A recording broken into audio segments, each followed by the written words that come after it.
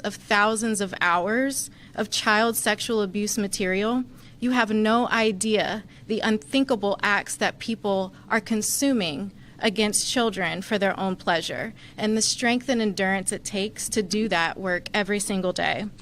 So thank you again to Agent Nuzzi and all of the agents standing behind us and across FDLE's ICAC unit, as well as every single law enforcement agency in the state of Florida that has specialized units to prosecute these cases. Your work and meticulousness to remove these individuals from our communities is appreciated and extremely important.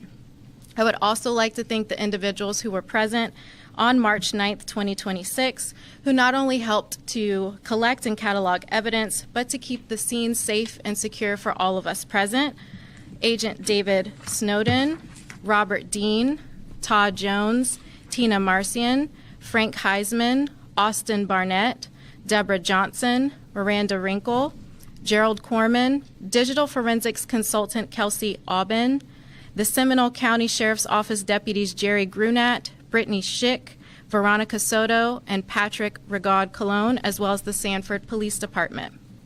Last week on Monday, March 9th, I drove into a gated community in Sanford, nestled just across a four-way stop sign from an elementary school and a public park. I walked into the residence of our suspect and now charged defendant, Blake McInnes, and I observed personally what was easily one of the most disturbing scenes of my career. All of the bedrooms in the home were decorated as if only young children occupied them.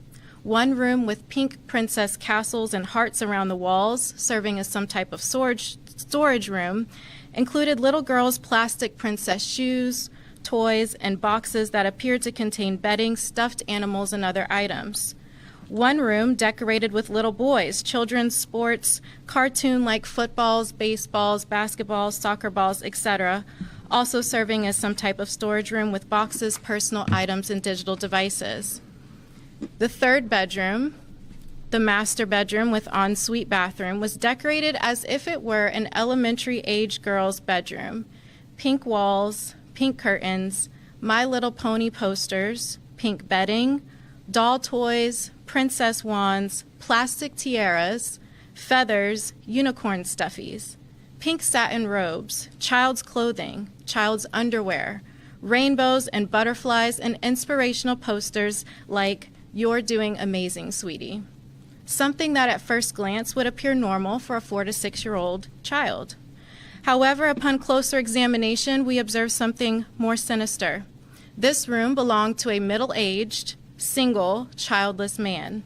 And accompanying those childlike images and posters and toys were hundreds of items of sexual paraphernalia, including posters marked with underwear draped on them, boxes of sex toys, and the childlike sex doll that's already been mentioned. So there was nothing innocent about this room. And after the search warrant, the defendant's devices were forensically analyzed, thousands of images of videos, pictures, and OpenAI prompts were discovered which depicted CSAM. So as of today, the state has formally charged Blake McInnes with 100 counts in a criminal information. 53 of those counts are second-degree felonies for the possession of child pornography. 46 counts are third-degree felonies for the possession of computer-generated child pornography, and 1 count is the misdemeanor possession of the childlike sex doll. If convicted as charged, the defendant would be facing a bottom-of-the-guideline sentence of 1,137.3 months in the Florida Department of Corrections. His maximum exposure is 1,026 years in the Florida Department of Corrections if convicted as charged and sentenced consecutively on each count. This investigation is ongoing, as agents and analysts are still working to examine all of the evidence that was found at the scene. We cannot predict when or how long that full examination will take, and as stated, if it leads to additional information that justifies further charges, we will take the appropriate action at that time. As was stated by the representative, I too am not only a prosecutor, but I am a mother of an elementary-age child. It has been extremely disturbing to see the lengths with which a person is willing to go to generate or possess these horrific acts of child molestation and abuse for their own pleasure. As this case has demonstrated, these perpetrators are people that you know. They are your neighbors, your coworkers, your friends, and your family members. So parents, again, please protect not only what your children are doing on the internet, but protect your children's privacy and what you post about them on the internet. As our AI advances, you do not want your children's images to be subject to this kind of computer manipulation by these predators. Danger is always closer than we think. Child pornography is not a victimless crime. These crimes continue to occur because of the demand for this type of content. Taking the prosecution of these cases seriously helps us all to combat the larger problem of child exploitation, trafficking, and worldwide child abuse. Thank you again to everyone involved in this ongoing investigation and for everyone who works to bring accountability to the offenders who participate in this kind of activity. Thank you. Thank you to Lauren and all of our prosecution team for the tireless work you all do to protect our kids. I've been pushing hard to get all prosecutors in Florida added to the special risk retirement pool, in large part because of cases like this. Yes, where you do have bad guys that get out, after they've completed their term and, they've inflicted harm on prosecution. It's typically been the attorney that put them away, not the cop necessarily that made the arrest. So our prosecutors, they do take on considerable risk in hunting down these bad guys. They also have to review thousands and thousands of files, some of the most horrific evidence, as you've just heard described. That'll take a toll on people. So I hope our House of Representatives will strongly consider adding them to the special risk retirement pool, which they absolutely deserve. We've got to have their backs. Tomorrow, we're again going to be talking about more child predators using the internet, social media applications to get to our children. You heard about this house of horrors today. This depraved individual that was probably just days away or moments away from trying to access real children. So we've got to fight this fight every day. Protecting our kids is our #1 priority. They're such a gift. They're beautiful. They're innocent. They need us. So thanks again to law enforcement. Good to get another guy off the streets, but we got a lot more work to do. So with that, we got time for a couple questions. Yes, sir. Just kind of touched on it, but was there any indication that this individual had intention to have those rooms occupied? What kind of evidence do you have? Yeah, they're still going through all the evidence. Again, there's a lot of files here, a lot of use of AI. So at this point, there's no evidence of an actual child being on the presence or being abused. That's not to say communication didn't occur. Again, everybody's still looking at it. But at this point, it's just imagery and a lot of the other toys and paraphernalia that were found at the scene. Yes, ma'am. So, given the increase of cases like this where people are requesting to generate this content on AI, I wonder if the authorities are working with any tech companies or establishing a system to block or detect these requests in a real time so we even avoid the generation of those images? Yeah, I can answer that. There's certainly preliminary conversations going on with many of the big tech companies. I think a lot of the people behind AI are starting to realize the dangers that are out there. AI can do some good things, yes. In fact, we're looking at AI as a way to scan through a lot of this evidence and certify, some of these sexual acts so that human beings don't have to be, spending the hours and hours. But there are major dangers when it comes to AI. So we are having those conversations. I think this is why regulation and proactive policy in this space is going to be very important. So you mentioned Escamani before. After you did, I texted her and she said, I voted no on SB 212 because while protecting children and holding individuals accountable for crimes is essential, this bill expands residency and presence restrictions in ways that raise serious questions about effectiveness, fairness, and unintended consequences. So I don't know if everybody can hear. I guess he texted Anna Escamani to ask why she voted no on this bill to help combat child predators, and she's got concerns over further restricting residency to keep predators from living near areas where a lot of kids are going to reside. Again, there's no excuse for this. It's wrong. It's gross. No excuse. Any other questions? Yeah, right here. Can we take a reaction to Grady Judd and the State Immigration Council? They seem to have softened their stance on the immigration efforts lately, saying hardworking people who are not criminals should be able to stay and work on a path to citizenship. So I don't know all the contents that were made in the comments, so I don't want to take them out of context. What I'll say is in Florida, We're going to keep enforcing the law. That's our job as law enforcement, to enforce the law that's on the books. If people are here illegally, then they are breaking the law, and we are going to enforce it. At the end of the day, even if people have been, welcomed here on some temporary status, we've seen it can still jeopardize public safety. Just last year, my office got a lifetime sentence against a guy who had come in under the Biden administration. He was on an ag worker visa, overstayed that visa by a number of years, so he was here illegally. He then raped and molested a child girl and trafficked her with some of his buddies.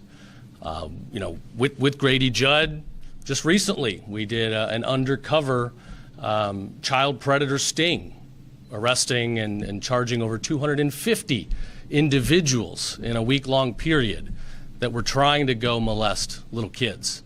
Of that 250 plus, I think it was over 50 were people here illegally.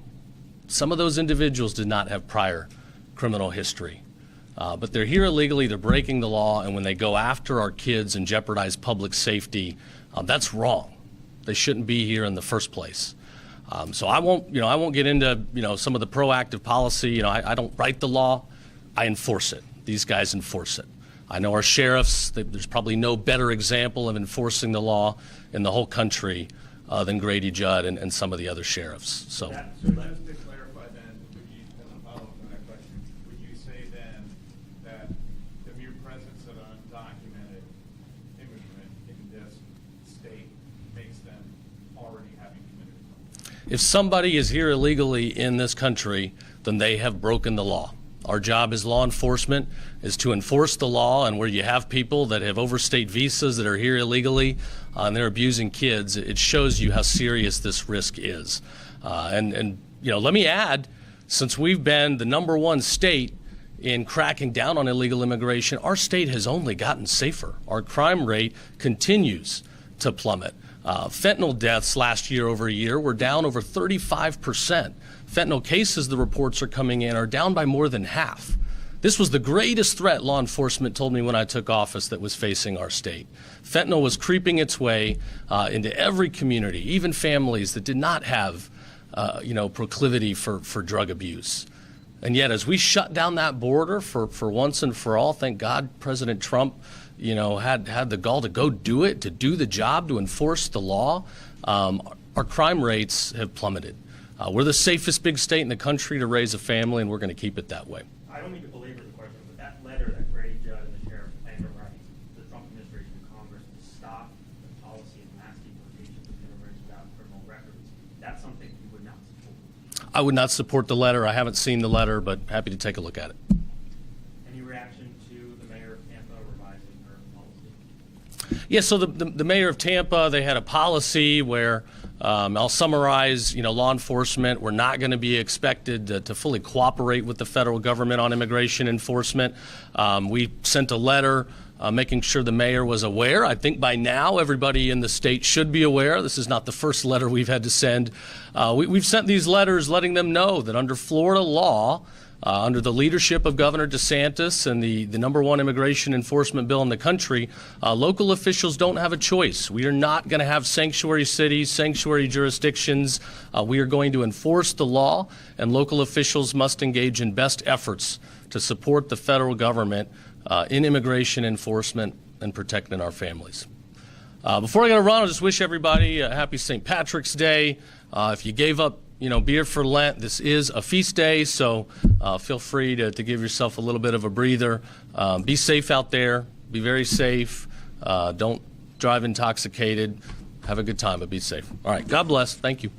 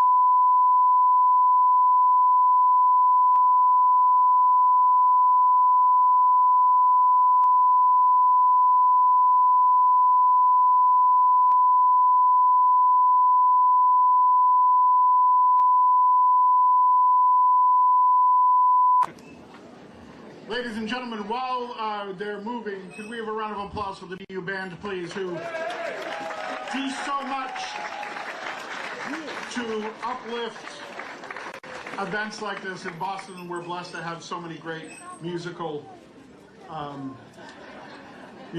Now, please give a round of applause for Southie's own indispensable man, Tommy McGrath.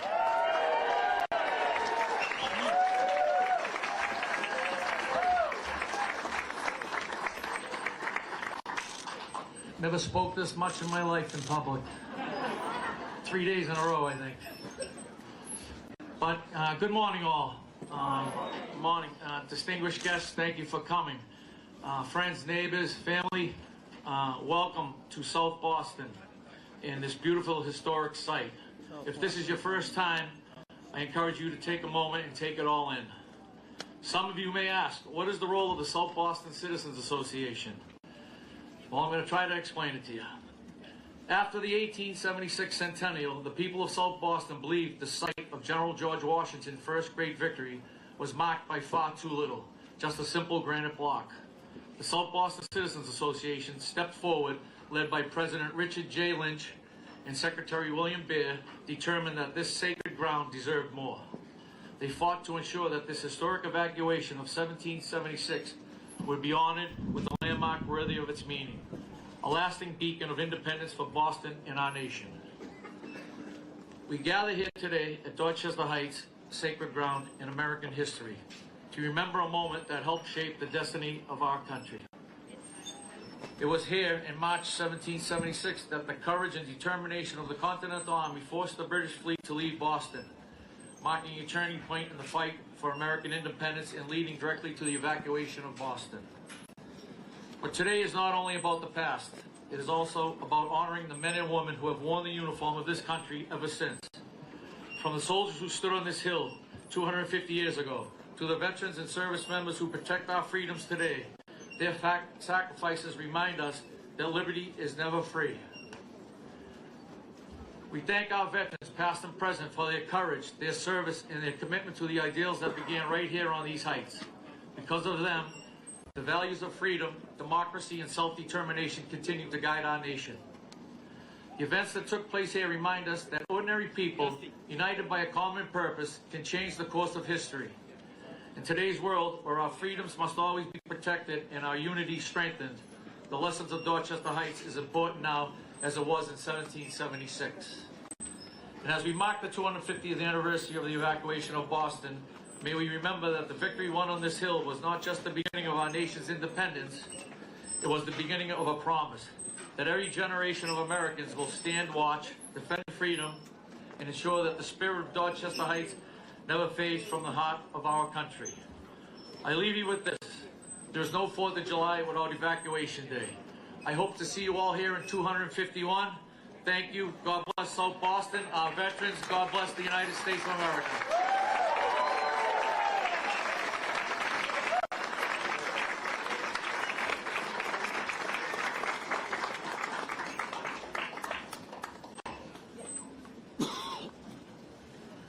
At this point, it is my great honor to bring up to the podium somebody who's been a great champion for the 250th in the city of Boston. Obviously, we can't tell the story of the revolution without the city of Boston. They were leaders then, they're leaders now. My pleasure to introduce Mayor Wood.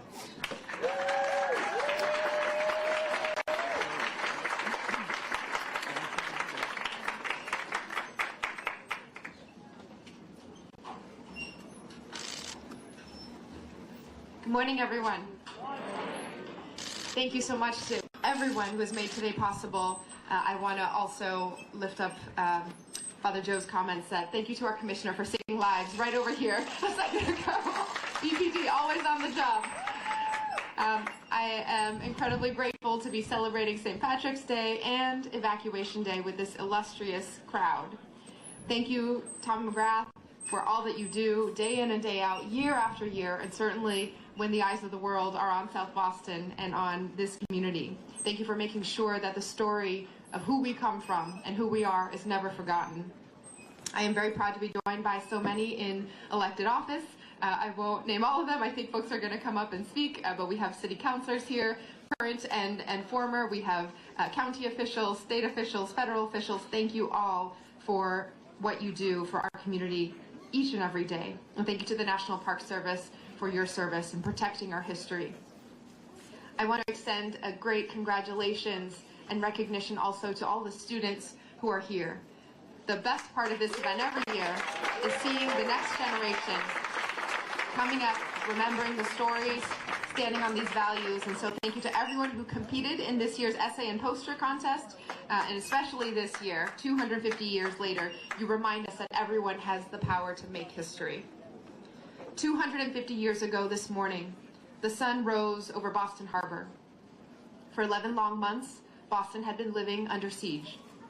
The British blockaded the port, while the Continental Army ringed the outskirts of the city, making firewood so scarce that neighbors were tearing apart fences and empty buildings just to stay warm. Smallpox spread through the streets, and the Board of Selectmen of Boston spent down their last reserves just to try to keep their people fed.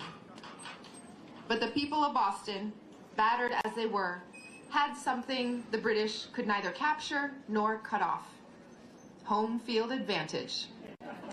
They had this hill, and they had the heart and determination, the courage to use it. Through the cold and dark of a winter night, 3,000 neighbors worked together to haul cannons up these heights. Cannons that Henry Knox and his men had dragged 300 miles from Fort Ticonderoga.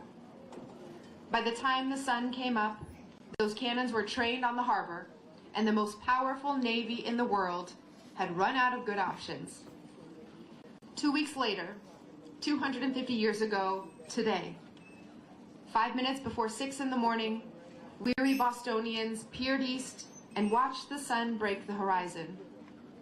In its light, they saw the shrinking silhouettes of more than 100 British ships, defeated, sailing away.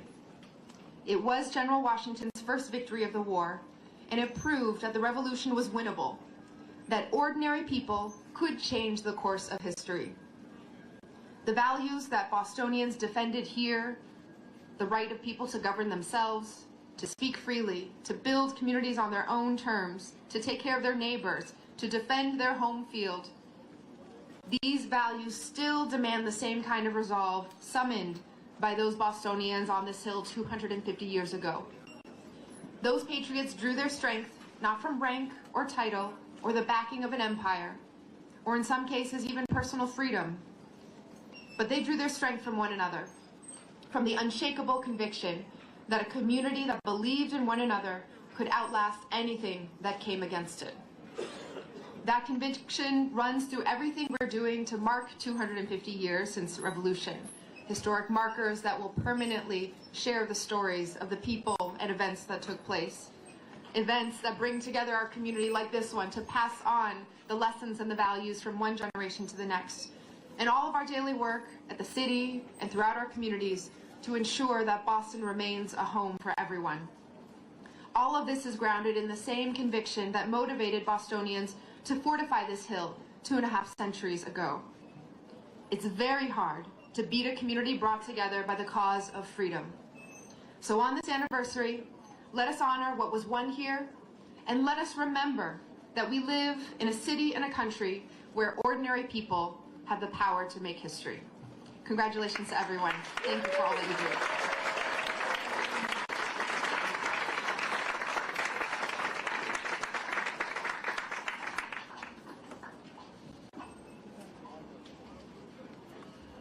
You know, some of us have been working on this 250th for, well, a while now. And, but I will say that I'm delighted our next speaker has been such a great partner for the 250th. In particular, the 250th Commission, establishment of the Office of MA 250, and really helping promote the idea, as John Adams said, and is there anybody here from Lexington and Concord? Just one. Oh, yes. Close your ears. John Adams said the real revolution happened long before a drop of blood was spilled at Lexington and Concord. It was the change in the hearts and minds. Massachusetts is where it all started. We have a lot to be proud of, and to help show example of that, I'd like to invite it to the stage, Governor Maura Healey.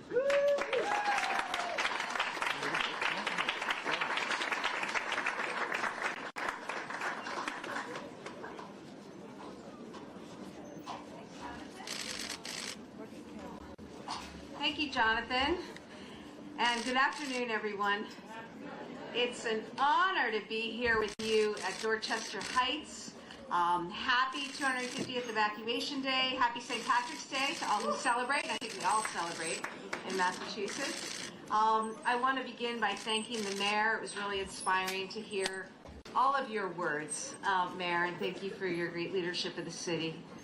Thank you to all who've worked hard to make this day possible, to Superintendent Armstrong and Assistant Secretary Lilly and all of the National Park Service. We're so proud to be home to so many national parks right here in Boston and in Massachusetts, and we appreciate your stewardship of this historic place, especially on a day like today. To Congressman Lynch, good to see you, and thank you for all that you do for all of us. Senator Collins, Rep. Beal, Councilor Flynn, Councilor Murphy, Rep. Garbely, other legislative partners who are here, thank you for what you do. I see Commissioner Cox and DA Hayden. To Tom McGrath, who's had a really busy schedule for the last 10 days or so. Tom, thank you for all you do for all of us, but especially the South Boston Citizens Association. It's awesome. And thank you to our British Consul General, David Clay. Talk about a good-humored person, right? The British Consul General showing up here at the Heights. You've come a long way. Great to be here with Lieutenant Governor Kim Driscoll and members of our administration. Thank you, team, for all the work you've done on this. I see Commissioner Santiago. Good morning, Father. Good morning, Father Joe. To the reenactors, the musicians, the historians, the students, volunteers, the families here today, the care and the pride that you take in your history is so, so important. It's really important, and I'm really grateful as governor that so many people understand the importance of celebrating our history. Because if we don't know our history, we're not going to know where we need to go in the future or in the right now. A special thank you today to our veterans and our service members, all of our military families. We pray for the safety of those abroad right now especially, and we celebrate today the legacy of the courage that was first shown here 250 years ago, and respect and honor those who fought for freedoms that we enjoy today, generation after generation. I think being here today, it's hard not to feel the weight of this place, the world changing. I mean, literally, we would not have a 4th of July if we didn't have Evacuation Day, right? I mean, that's as simple as that. I think I may be borrowing that line from Tom McGrath himself, who's still waging the fight for Evacuation Day. I understand that. Appreciate that, Tom. As governor, he thinks I have all sorts of powers that I may or may not have, but I appreciate the sentiment. It's true. Were it not for Henry Knox and all of what the mayor just recounted, we wouldn't be celebrating this July, right? It's that world-changing what happened. And at the time, of course, there was uncertainty. The outcome of the struggle ahead was far from guaranteed, but this place changed everything. It changed everything. And, you know, it was obviously the first major victory of the Continental Army, but it was so much more. And, you know, since then, Massachusetts has been first in so many ways.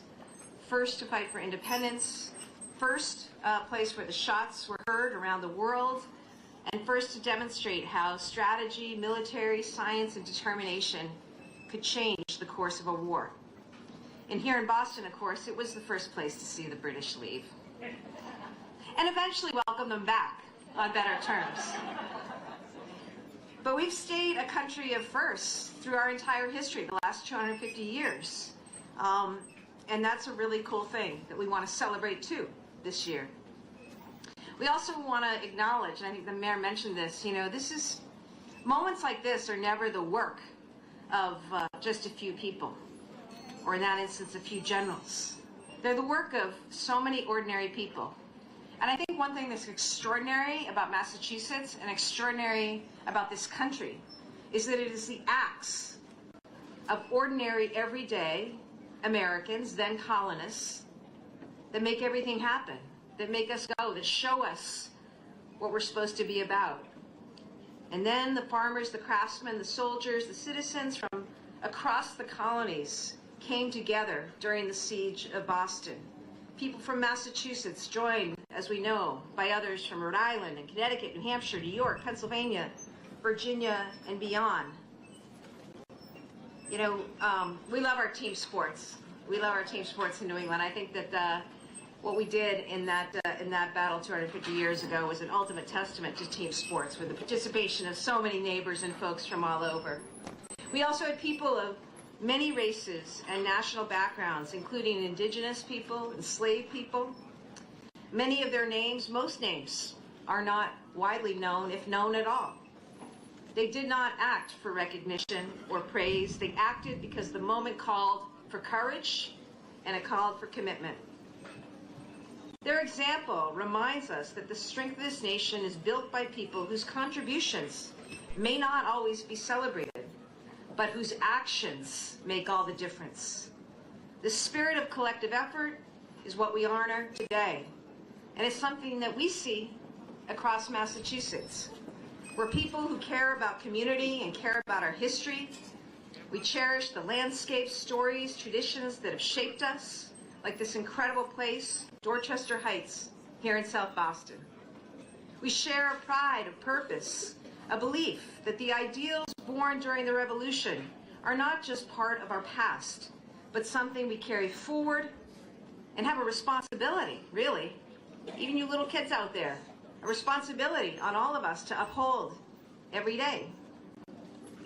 Across Massachusetts, people are still doing the work of standing up for their communities in ways big and small.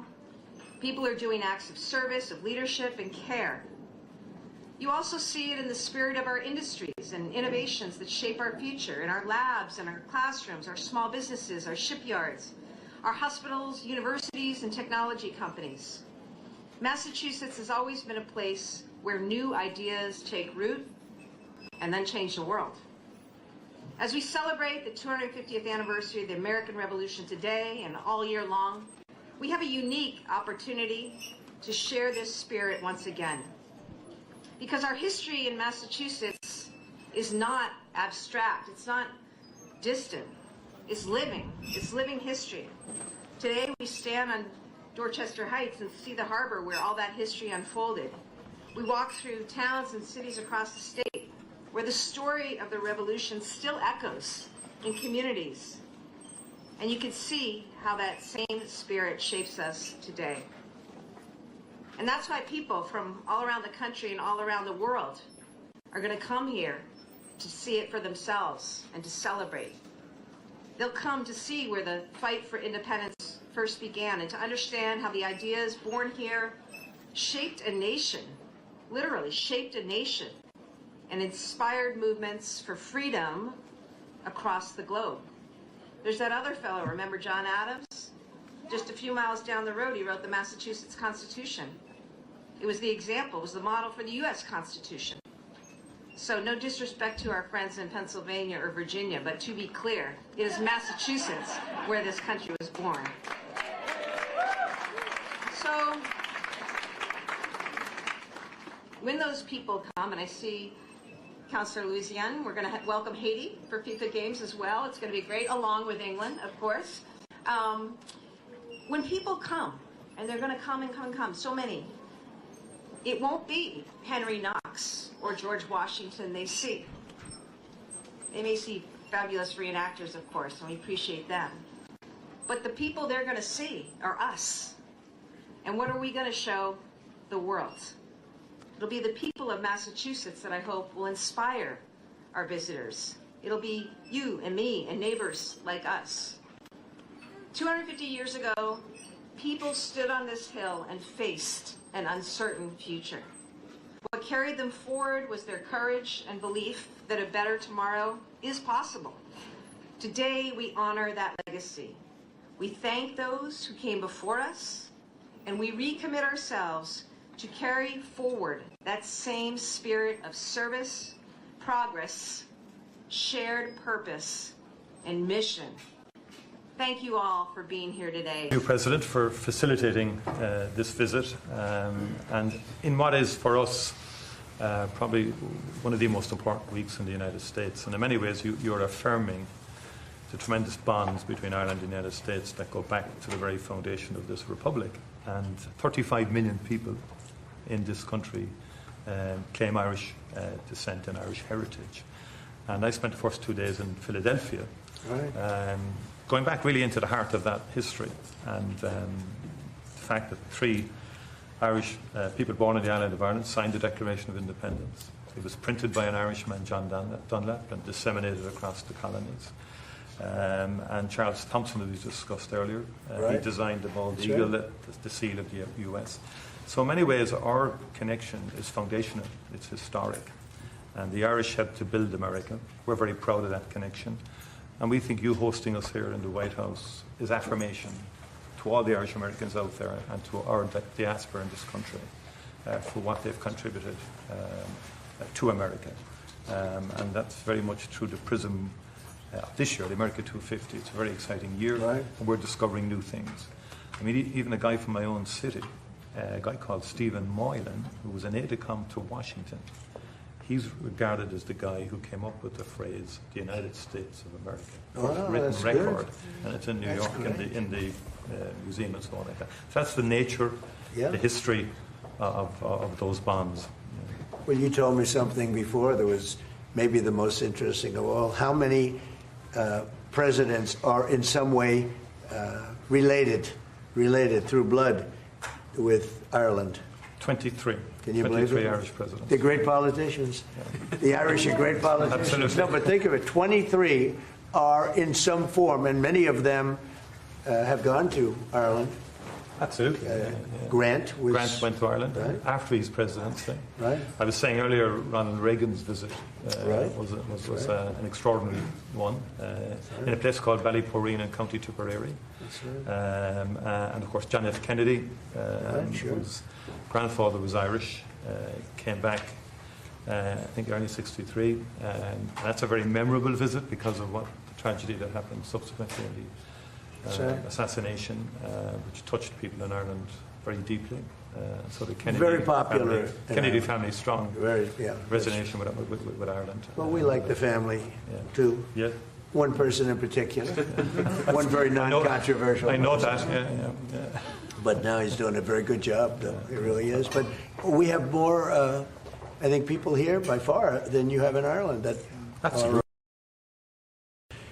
So you have quite a few, but we have a lot. You have a lot more than we have. Yeah.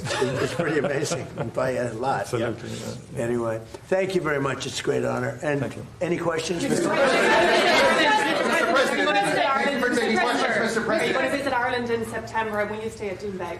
Well, I'm having, it's a great thing, my son and my family, we have a great golf complex in Ireland, one of the best in the world, called Doonbeg. It's in Doonbeg. And it's been amazing, and Rory McIlroy loves it. They all love it. Great golfers. You have a tremendous golf tradition, and it was chosen for the Irish Open, which is a big deal. That's a big event. Absolutely, looking forward to it. Everybody wants me to be there. You just said, I hope you're going to go. I did. And we're going to try. We are going to try, but it would be an honor. But it was a great honor to be chosen. They only choose the best courses in the world for the, for the big opens. It's one of the big ones, the Irish Open. It's really become one of the most important tournaments in the world. It's going to do. I hear it's going to be a fantastic success. Be a great success. Yeah. It's a very hard. It's a very hard course. Mr. President, I'm looking to clarify your Truth Social post, sir. What progress have you made, Mr. President, in getting America's allies to assist the U.S. in escorting those oil tankers through the Strait of Hormuz? Well, we don't need too much help, and we don't need any help, actually. In fact, we just put out a notice. I was watching over the last couple of weeks, and all of our NATO allies were very much in favor of what we did. They thought it was very important. We were just discussing it, actually. Very important that we take out the nuclear threat from Iran, and we've done that very strongly, very powerfully. We've wiped out their Navy, wiped out their military in every aspect. Their Air Force is now decimated. They have no Air Force, no Navy. They have no radar. Their radar is entirely gone. Their anti-aircraft machinery is gone. Everything is gone. Their leaders are gone. I guess one of their top person was, they say, a lot of people say their actual top was killed yesterday, along with somebody else. who was responsible for the killing, the man that was responsible for the killing of 32,000 people over the last 2 weeks. He was in charge of the killing of protesters. It's an evil group. I mean, they've killed much more than 32,000 people. And the man who was responsible for that was also killed yesterday. And all of the NATO allies agreed with us. But they don't want to, despite the fact that we help them so much, we have thousands of soldiers in different countries all over the world, and they don't want to help us, which is amazing. I mean, amazing. And I didn't do a full court press because I think if I did, they probably would be. But we don't need help. That war has been long prosecuted, as far as I'm concerned, almost from day one. We knocked out many of these things. We knocked out the Navy essentially in a couple of days.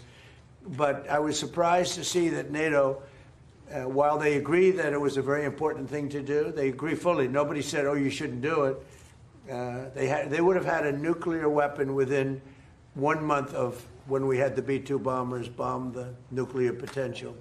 I call it the nuclear dust. I think NATO's making a very foolish mistake. And I've long said that, I wonder whether or not NATO would ever be there for us.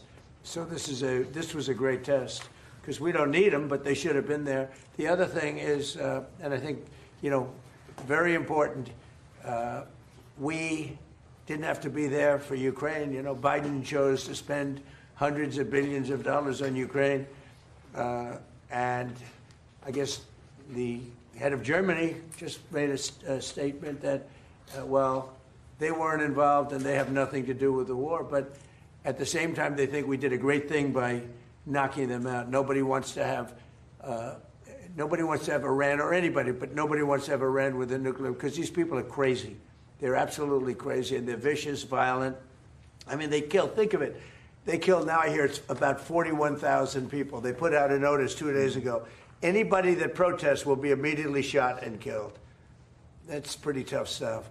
So everyone agrees with us, but they don't want to help. And we as the United States have to remember that because we think it's pretty shocking. Mr. President, French President Macron has just said in the last hour that he will never join a task force in the Strait of Hormuz until hostilities finish. Yet yesterday you said... Who said that? Who said? President Macron of France. What's your reaction to that, sir? Well, he'll be out of office very soon, so we'll have to see. I don't know. On Doonbeg, you're building an extension to it, yeah, but there's been an objection put in, and it's being held back at the moment due to small snails. What are you disappointed about that? No, the Planning Commission is I have not heard that. No. Mr. President. I mean, the course was built and it's been operated very successfully. Somebody's objecting. An environmental group is objecting to small snails at Doonbeg. I don't know. It doesn't sound like the biggest problem I've ever had. Mr. President. How close are you guys to announce a coalition of voting to secure the Strait of Hormuz? Which countries are joining and which countries have... Well, we've had great support from the Middle East. Qatar has been great.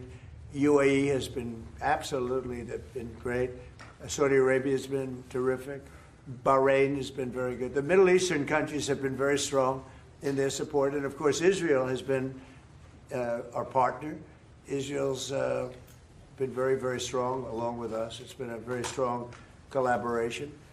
I was against Iran long before I even thought about Israel being against Iran. If you look back, many years ago, I talked about Iran was a big threat to this country, to this world of ours, and turned out to be I was right. In fact, I said you have to attack Karg Island. You have to attack them years ago when they were acting up. They've been acting up for 37, 47, I guess now 48 years. For 48 years, they've been bad players, vicious players, and you can't let them have a nuclear weapon. If they got a nuclear weapon, I would say they would have used it within 24 hours after having it. And they would have had it if we didn't bomb them out on that great raid with the B-2 bombers 8 months ago or so.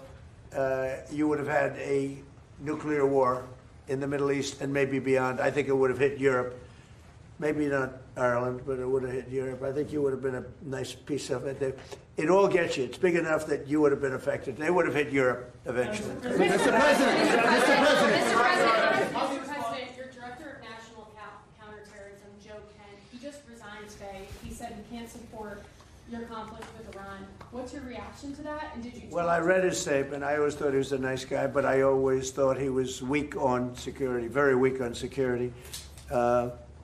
I didn't know him well, but I thought he seemed like a pretty nice guy. But when I read his statement, I realized that it's a good thing that he's out, because he said that Iran was not a threat. Iran was a threat. Every country realized what a threat Iran was. The question is whether or not they wanted to do something about it. And many people, many of the greatest military scholars are saying for years that presidents should have taken out Iran because they wanted a nuclear weapon. They were, if we didn't do the attack, or if, I'll go a step further, if I didn't terminate the Iran nuclear deal given to us, one of the worst deals ever made by Barack Hussein Obama. Remember when they sent Boeing 757s over there, loaded with cash? Hundreds of millions of dollars. You would have been very happy. This was a wonderful, they sent hundreds of millions. People forget that. Does anybody remember? Right? You remember. Hundreds of millions of dollars in a Boeing 757. I think they had two of them loaded. They took the seats out and they put cash. And it was so much that there wasn't a bank in Virginia, Maryland, or D.C. that had any money left. They stripped them of all their money, put it into place, sent it to Iran, almost as ransom. That's not going to happen with Trump. And nobody ever did anything about it. Nobody ever said anything about it. Can you imagine if I did that? So they've been a threat for a long time. But they've really been a threat. If I didn't terminate Obama's horrible deal that he made, the Iran nuclear deal, you would have had a nuclear war 4 years ago.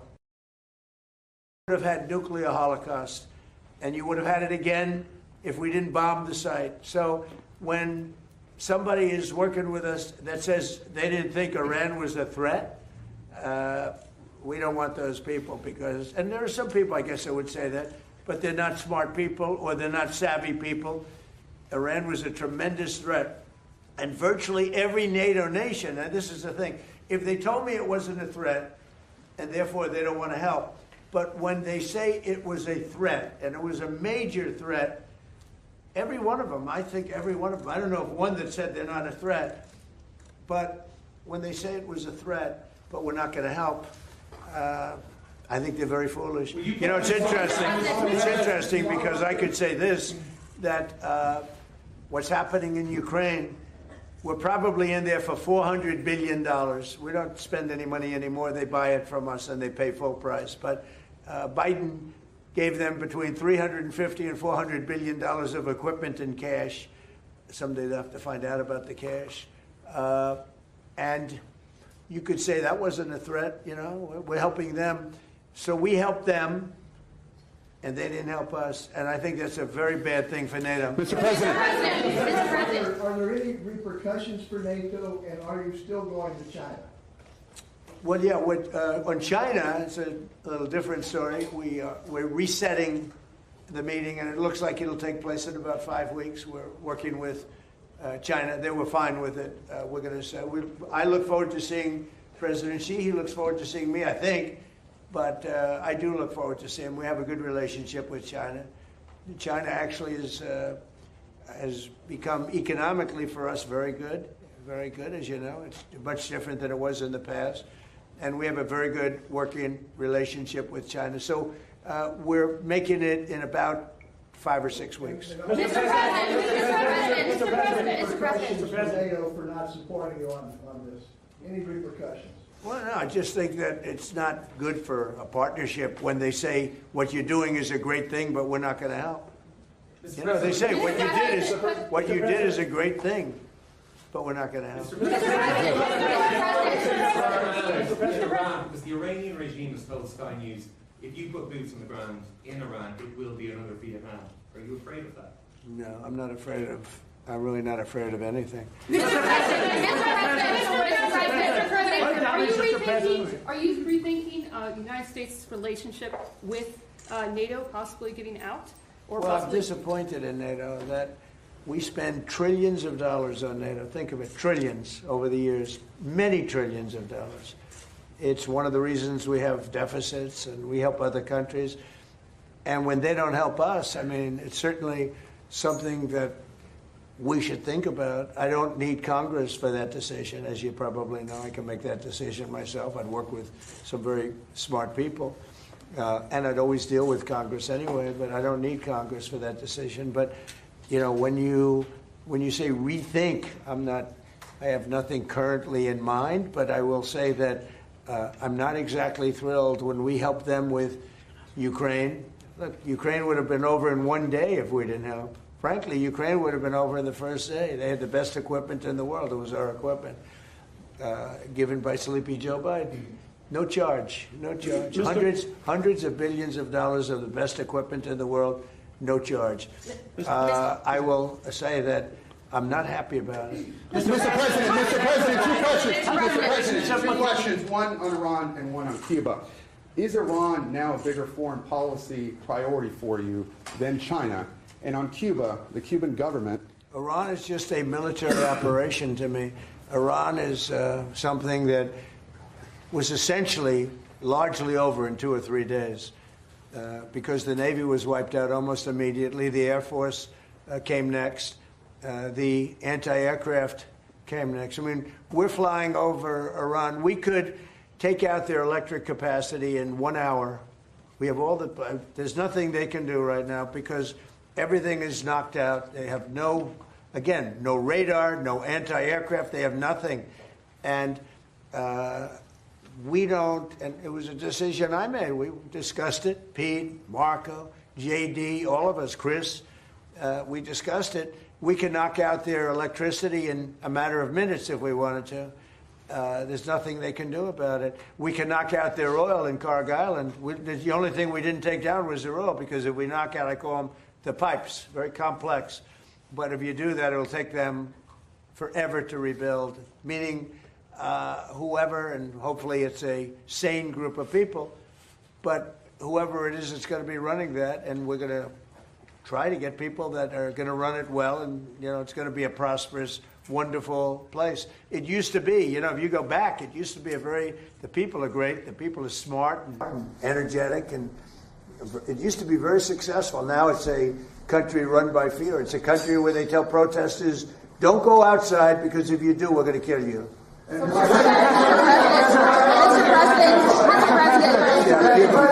Mr. President. Well, Cuba right now is in very bad shape. They're talking to Marco, and we'll be doing something with Cuba very soon. We're really focused on this, but we're dealing with Cuba. Marco, do you want to say a couple of words about it? Yeah, I mean, Cuba has an economy that doesn't work and a political and governmental system they can't fix. It's not dramatic enough. It's not going to fix it. So they've got some big decisions to make over there. But Secretary Rubio, do you support, and I know this is up to Congress, but do you support easing the trade embargo if you get more cooperation from Havana? Well, I'm not going to discuss what we would talk about or not. Suffice it to say that the embargo is tied to political change on the island. The embargo is codified. And but the bottom line is their economy doesn't work. It's a non-functional economy. It's an economy that has survived. That revolution. It's not even a revolution. That thing they have has survived on subsidies from the Soviet Union and now from Venezuela. They don't get subsidies anymore, so they're in a lot of trouble. And the people in charge they don't know how to fix it. So they have to get new people in charge. That's what. And the relationship we have with Venezuela has been, I think you could almost say, incredible. It's been really good. It's been good for Venezuela, and it's been good for us. And I congratulate the Venezuelan baseball team because that was a big win. And I guess they play another game tonight in the finals. This is the first time they've ever been in the finals, and it was pretty exciting. Yeah. Iran is just a military operation to you. But do you not have a day after plan? And if so, what is your day after plan for Iran? Well, we have a lot. Look, if we left right now, it would take 10 years for them to rebuild. But we're not ready to leave yet. But we'll be leaving in the near future. We'll be leaving in pretty much the very near future. But right now they've been decimated from every standpoint. And again, we've had great support from countries in the Middle East, great support, but we've had no support from, essentially, no support from NATO. Mr. President, what about your relationship with London? Has it been damaged by the fact that Keir Starmer isn't supporting you in this war? And has your opinion of Keir Starmer changed because of this? Well, he hasn't been supporting the United States. I went out of my way. As you know, they couldn't make a deal with Biden because they had no real administration to make a deal, Biden. But we made a deal. We made a good deal for them, and frankly, probably wasn't appreciated. I do look forward to seeing. But no, I was disappointed because Keir was willing to send 2 aircraft carriers after we won, because essentially there's no threat for the aircraft carriers right now. And they said, no, we want things sent before the war, not after the war is won. So, yeah, I'm disappointed with Keir. I like him. I think he's a nice man, but I'm disappointed. You see that man right there? You know who that is? Churchill. Winston Churchill. The late, great Winston Churchill. And Barack Hussein Obama did not want his bust in this office. Did you know that? And Barack Hussein Obama sent that bust back to England. They didn't want it. And when I came in, I was asked if I wanted it. I said, absolutely, I want it. And I put it right there, Winston Churchill. And, you know, unfortunately, Keir is not Winston Churchill. Mr.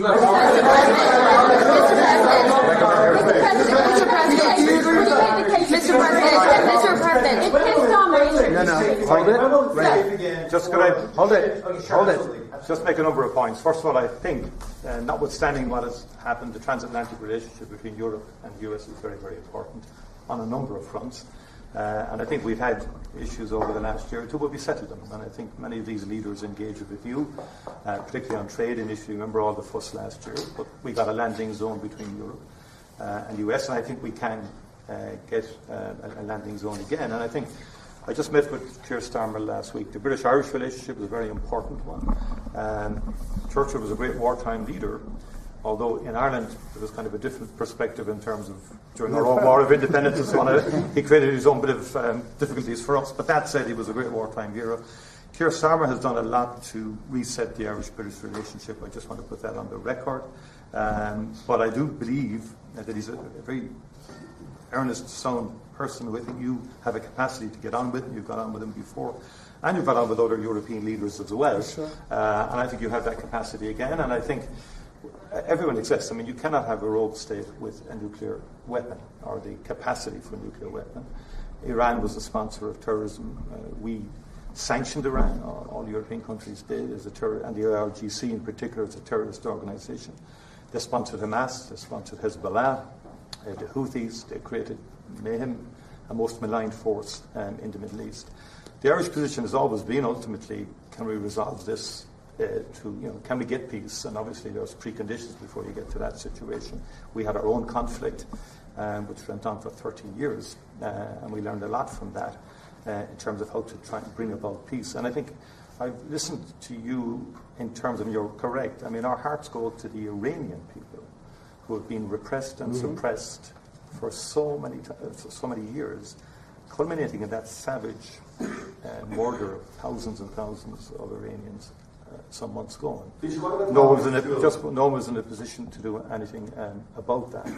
I think, and likewise with Ukraine, I mean, the Russians did invade Ukraine, have taxed civilian infrastructure and so on like that. And for the people of Ukraine who just want peace and an opportunity to live, I think we have to continue to work to see, can we bring peace, different regime to Iran where Iranians can live in peace again, and the people in the Middle East can live in peace, and you're doing your bit there in terms of the work in Gaza and so on like that. And I think that's what we want, is a peaceful resolution of conflict. That's where we come from as a small nation. Right. We've been peacekeepers all our lives.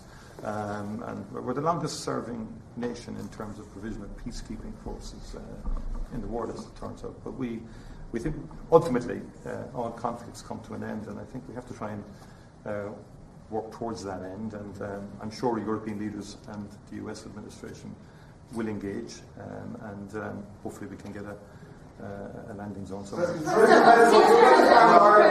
I mean, the only thing, and I agree with everything he said, but we helped with Ukraine. Yes. And they don't help with Iran. And they all acknowledge that Iran can't have a nuclear weapon. You yourself say, you know, these are horrendous people. These are the worst people, and going back to Hitler, right? Going back to Hitler, these are the worst people. That's a long time ago. And there's been nothing close. Every problem, so many deaths, 90% of the people that got blown up by landmines, they loved them. You know, Soleimani, we killed him. If we didn't, it might be a different story, because he was a horrible person, but he was a very powerful person and leader, smart. But we killed him. If we didn't, I think I did. But I think it would have maybe a different situation. It wouldn't have been so easy as it has been, because it has been very easy. You know, it's all of their military is there, but you can always have somebody drop a mine in the water. It's like terrorism. Yep. And then you have the people that own the billion-dollar ship saying, well, let's not move that ship yet because we want. So we thought that Europe would help that because they do have some minesweepers. But it's amazing that, you know, they all said, what a great job. They would call me congratulating us on the great job we did with respect to Iran, and we knocked the hell out of them. They're no longer the bully of the Middle East. They were known as the bully of the Middle East, and they're not the bully anymore. But you would have thought they would have said, we'd love to send a couple of minesweepers. It's not a big deal. It doesn't cost very much money. But they didn't do that. So, you know, I think it's very unfair to the United States. Not to me, but to the United States. Go ahead, please. Keir Starmer isn't making... She's a fantastic reporter, by the way. Go ahead. The Prime Minister isn't making the case to the British public as to why he should be supporting you. Could you do that now and talk to the UK and to GB News viewers about why it's in their interest that we help you?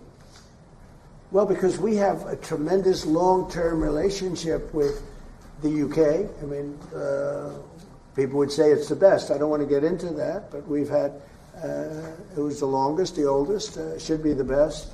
Always was the best until Keir came along, and I like him. He's a nice man. He says everything beautiful. He's a very nice man with a beautiful family. Everything's perfect, but he doesn't produce.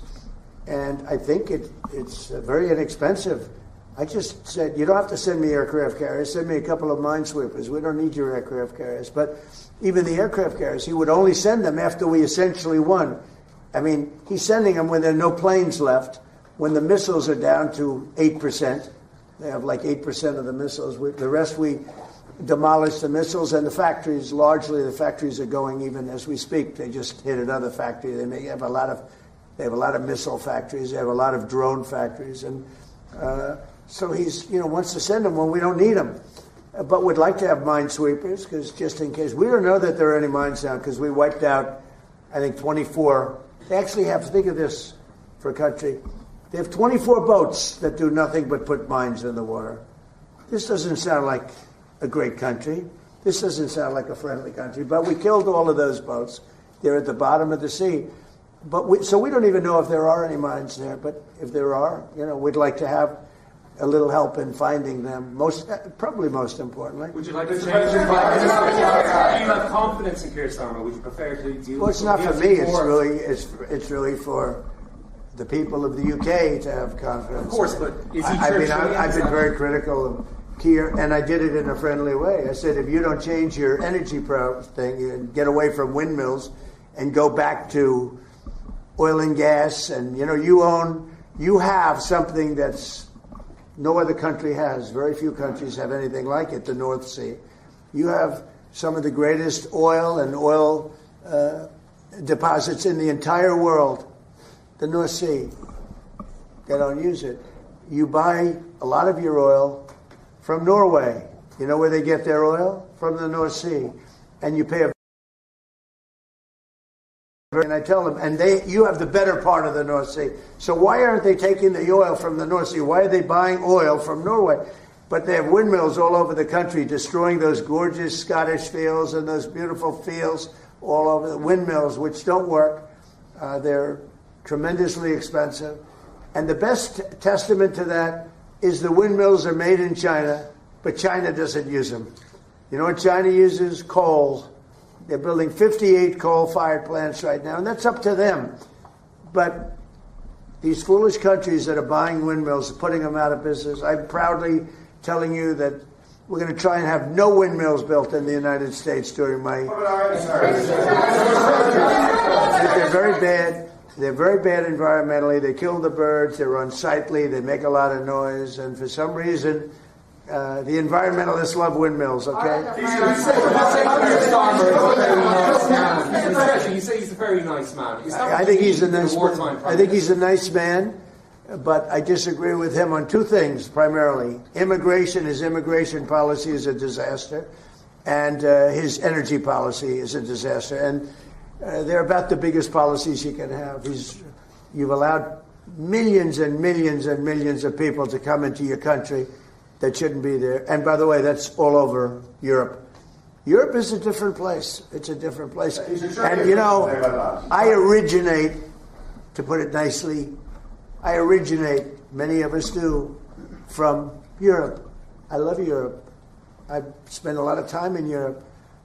It's a different place. Bad things have happened to Europe. Very bad things. And you better do something about immigration, and you better do something about energy, or you won't have a Europe. What's the time frame, Mr. President, for when cargo ships can safely go through the Strait of Hormuz? It won't be, I don't believe, too long. We're knocking the hell out of the coast. It's basically the coast and the water, and it won't be too long. And the Middle Eastern states, including Israel, by the way, who has been terrific, the Middle Eastern states have been helping us a lot. Go ahead, you, please. Mr. President, on fuel prices, what do you have to say to the people in Ireland who are paying sky-high prices because of your war in Iran? Well, I think the people in Ireland are very happy that I'm getting rid of, I have a lot of friends from Ireland, they're very happy that I'm getting rid of a nuclear power, a nuclear terrorist. And as soon as that war's over, which will be soon, your prices are going to drop like a rock. You watch. I've been very good at predicting. In the back. Mr. President, what do you think about our president's comments that...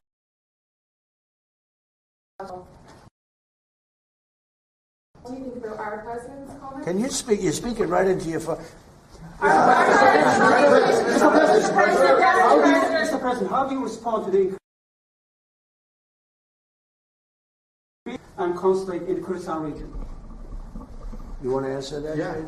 You want to? Yeah. The state has control over the embassy. Look, there have been a lot of militia attacks against our base or our embassy in Iran. I think Marco's done a good job of limiting the number of people who are at that embassy so we can provide essential functions but also protect our people. But it goes to show there are a lot of terrorists in that region of the world, and we've got to eliminate them when we find them. And you can't give them nuclear weapons. You can give them rifles, you can give them guns, you can't give them nuclear weapons. I think we agree very strongly. Yes, excuse me. Just first of all, I would say that Europe is still a very good place to live in. Good. Just to let you know. I'm glad to hear that. And our view is you have to have robust and fair rules around migration. But on the other hand, a lot of people, within the European Union, we have free mobility of people.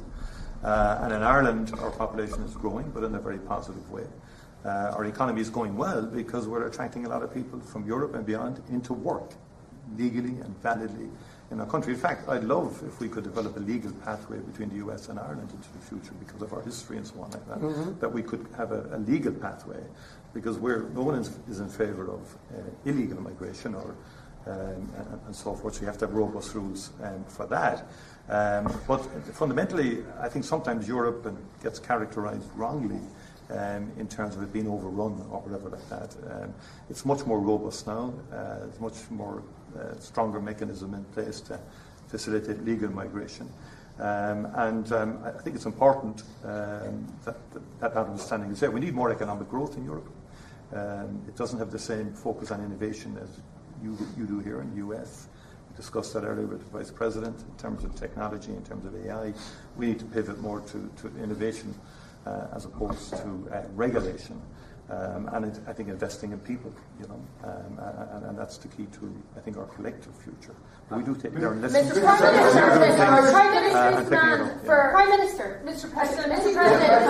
Irish President has said that your war against Iran is illegal. It's an attack on international law. Who said that? The Irish President. Look, he's lucky I exist. That's all I can say. Because if you're going to allow countries that are sick and demented, and they are demented, to have nuclear weapons, everybody in the whole world should be very thankful. And I'm disappointed in NATO, very disappointed. I'm disappointed in a couple of other countries too. But they should be very thankful that this group of people feels the way we do. Because if a country like Iran was allowed to have the power of a nuclear weapon, if we didn't stop them, I stopped them twice. I stopped them my first term when I terminated the Iran nuclear deal, which was Barack Obama's deal. It was one of maybe the worst deal I've ever seen. It gave everything to Iran, including billions of dollars in green cash. I don't mean cash, I mean green cash flown over by airplanes. I can't to this day believe that was allowed to happen. And come to think of it, it would be a good thing for somebody to look at. Does the president have the power to hand hundreds of millions of dollars of cash to terrorists? But it began with that, and I terminated that deal. If I didn't terminate that deal, we might not be here right now. If I didn't terminate that deal, unbelievable nuclear holocaust would have taken place. And then I did it a second time when we hit them with the B-2 bombers, and we totally obliterated their potential nuclear weapon that they would have had in less than 1 month. They think 2 weeks, but in less than 1 month. And it would have been, I believe it would have been a much different world than it is right now. We have to go, we're going to a lunch, so maybe we'll take one more nice question. Can I ask you how you're doing with your legal case against the BBC and their fake news documentary? Well, the BBC was incredible. What they did is they had me speaking something I never said. And I've never seen anything quite like it. You know, CBS had that. We had the situation on 60 Minutes, and not the current owners, the past owners. The current owners, I think, are good, Ellison. But BBC took it a step further. They actually they put words in my mouth, and I said some pretty bad things. And I didn't say them. It was AI generated. And I said, I never said that. In fact, some of my people said, wow, that was pretty bad stuff you said. I said, what did I say? You know, I'm pretty good at this stuff. I mean, if you can go through years of these press conferences and you're a popular president of the United States that won in a landslide, that won all 7 swing states, that got record numbers of votes, I mean, so I guess I'm okay at this stuff. I said, I never said that. And then we found out it was AI generated. They made a mistake. BBC. But I watched them this morning for some crazy reason, and it was so inaccurate. Their reporting of the war was unbelievable. We have decimated that country. And if you watch BBC, it's almost like they're fighting us to a draw. They're not fighting us to a draw. It was very inaccurate news.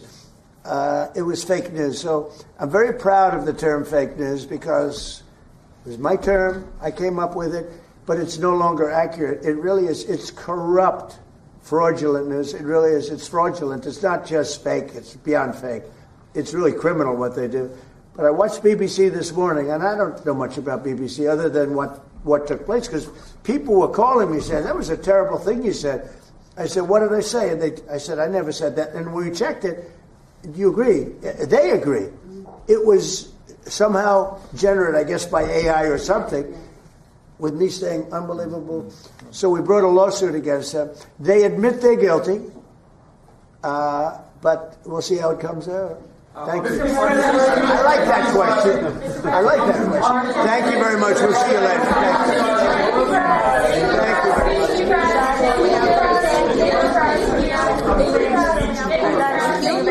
Thanks, guys. Moving on.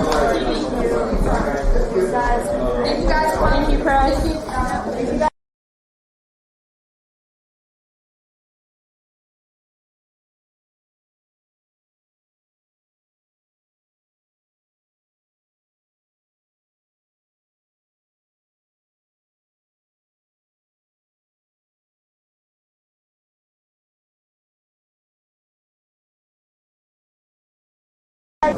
2 minutes.